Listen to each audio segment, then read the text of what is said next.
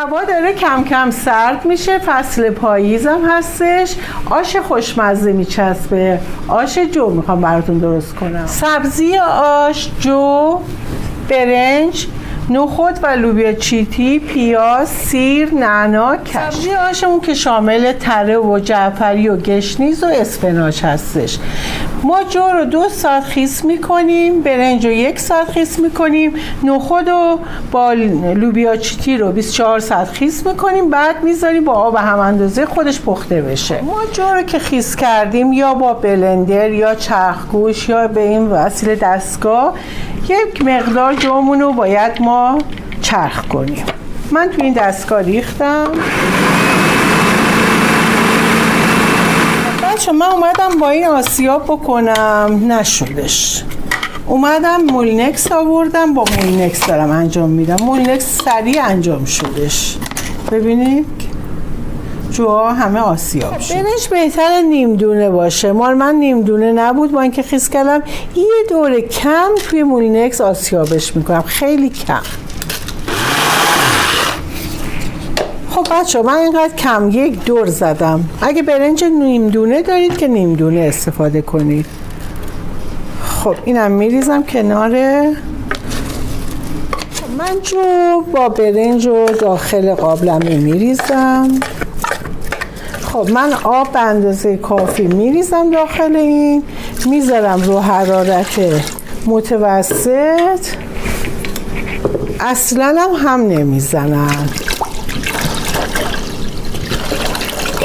همینقدر آب کافیه. خب من این الان گذاشتم روی حرارت تقریبا تا اینجاها 1/3 خالی باشه. آب ریختم. اصلا به این قاشق نمیزنید، میذارید با همین حرارت پخته بشه تا آبش نصف بشه، بعد قاشق میزنیم. خب اینجا من سبزی جعفری، ترس، اسفناج، گشنیز همه رو شستم، تازم گرفتم. شروع میکنم به خرد کردن. نه زیاد ریز میکنی نه زیاد درشت. درشتم برای آش اصلا خوب نیستش، متوسط باید باشه.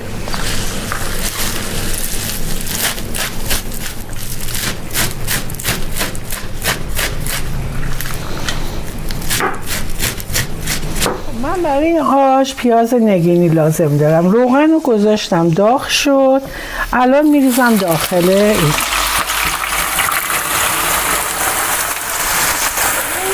دور هم میزنم ولی دیگه دست نمیزنم، با حرارت متوسط تا دورش طلایی بشه. این برنج و جو در حال پختنه، اصلا من قاشقم نزدم، داره آبش کم کم میشه. خب من از این خمیر سیری که دارم استفاده میکنم، کمی سیرم برای آش سرخ میکنم.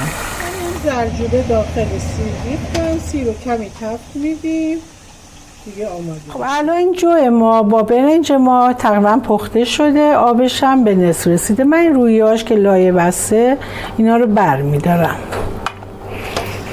بعد نخود رو اضافه میکنم بهش. خب الان اینجا ما شروع میکنیم به هم زدن. ببین اصلا ته نگرفته حبوبات ما.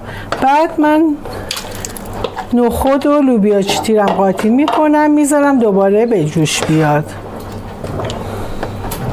همین که جوش اومد دوباره من سبزی آش رو میریزم.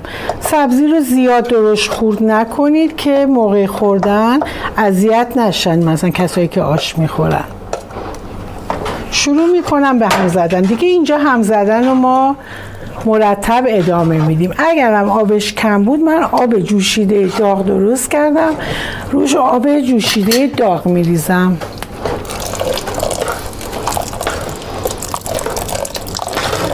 من اینجا پیاز سرخ کردم، پیازم رو ریختم این داخل این. یه حالت موادی درست میکنیم، همه رو داخل آش میریزم. 1-2 قاشق نعنا میریزم، سیر داغم میریزم داخلش، همه رو با هم دیگه قاطی میکنم. فلفل سیاه با زرجوبه،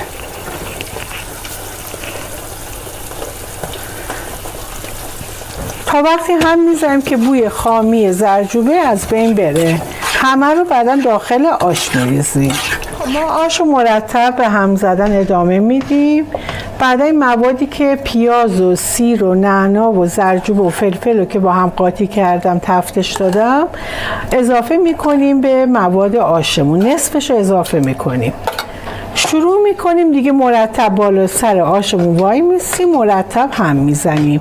سبزی آش هم بستگی به خودتون داره که کمتر میخواید باشه یا بیشتر. خب ما کمی هم نمک میریزیم ولی نمک زیاد نمیریزیم چون میخوایم کشک هم استفاده کنیم. تو آخر آش دوباره تست میکنیم. مواد بقیه رو هم اضافه کردم دیگه. فقط ما اینجا بالا سر آش وای میسیم، مرتب هم میزنیم تا آشمون جا بیفته، غافل نمیشیم ازش. خب من همینجوری به همین ترتیب رو حرارت متوسط دارم مرتب هم میزنم تا آش پخته بشه. خب دیگه آش ما آماده شد، دیگه ما میریم آش رو بکشیم. خب آش خوشمزه ما، آش جوی خوشمزه ما آماده شد. من توی ظرف سرو میکشم. این آش تقریبا غلیظه، آشش یه مقدار سفته که با کشک خورده میشه.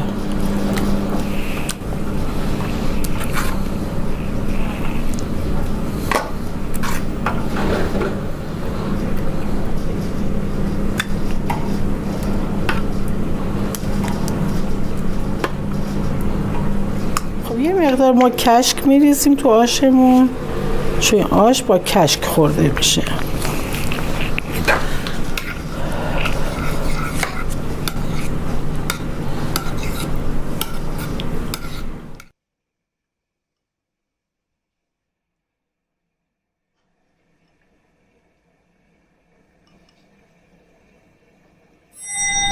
آش جوی خوشمزه ما آماده شده، با تمام نکاتش گفته شده تو فیلم.